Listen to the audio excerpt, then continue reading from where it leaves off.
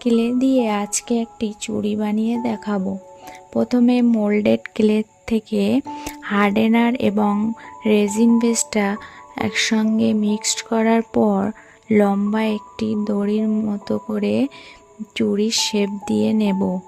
Clay দিয়ে ছোট্ট ছোট্ট পাপড়ির ফুল করে নেব। দেখো চুড়ির শেপটা কেমন এসেছে। ফুল ও পাতাগুলো আগেই আঠা দিয়ে বসিয়েছি। ফেসবুকে দেখেছি কত ক্লে দিয়ে হার, চুড়ি, কানের বানাতে, তাই নিজে আর না বানিয়ে থাকতে পারলাম না। আমার এই ক্লে দিয়ে চুড়ি বানানোর এক্সপিরিয়েন্সটা তোমাদের সঙ্গে শেয়ার করলাম।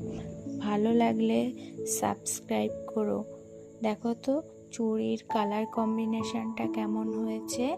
লালের উপরে হলুদ এবং সবুজ পাতার ছোঁয়া।